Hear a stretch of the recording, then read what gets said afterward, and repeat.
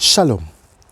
Souvent, certaines personnes ne s'acceptent pas. Pourquoi? Parce que simplement, ces personnes, au lieu de pouvoir regarder au potentiel que Dieu a déposé dans leur vie, ces personnes veulent se comparer à d'autres. Ce que je peux dire, c'est que on a tendance, et surtout à l'ère des réseaux sociaux, de pouvoir voir telle personne a fait ci, telle personne est allée par là, telle personne a accompli tel projet, ça a réussi, mais pourquoi moi ça ne marche pas? Est-ce que tu t'es déjà posé la question, qu'est-ce que moi je détiens? Qu'est-ce que je possède?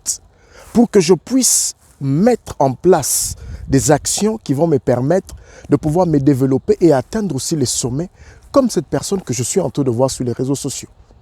Le problème, c'est quoi? C'est que nous voulons tous faire la même chose.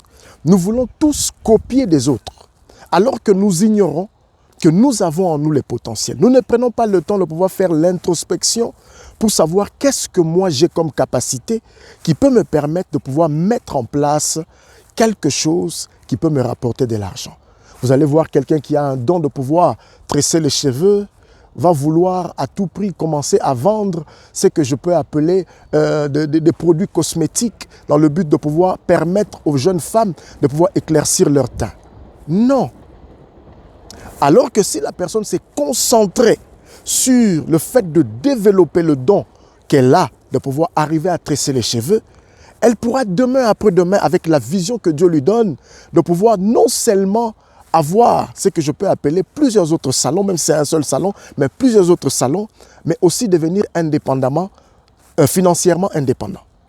Alors, il est très important de comprendre qu'à chacun de nous, Dieu a donné la grâce selon la mesure du don de Christ, selon qu'il est écrit dans la parole de Dieu.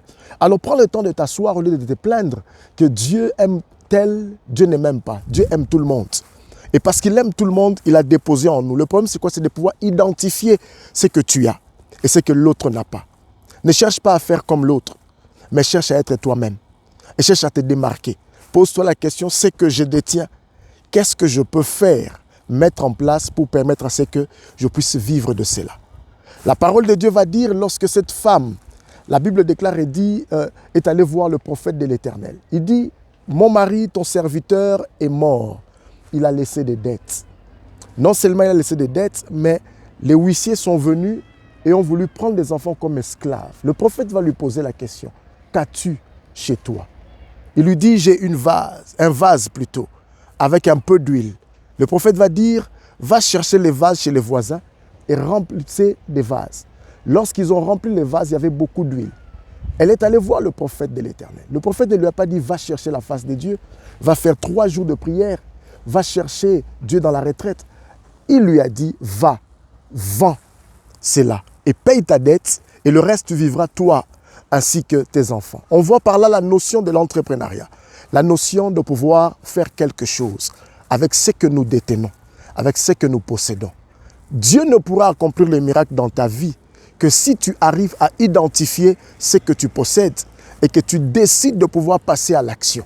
Le problème est quoi? C'est que beaucoup de personnes ont du mal de commencer petit pour pouvoir atteindre la grandeur.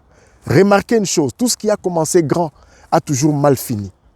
La preuve, lorsque Adam est venu au monde, Adam est né grand directement. Il a été créé grand directement. Vous avez connu la conséquence. Mais par contre, lorsque Christ est arrivé, il est né dans le processus de la femme, du ventre de la femme. Christ a grandi comme tout homme.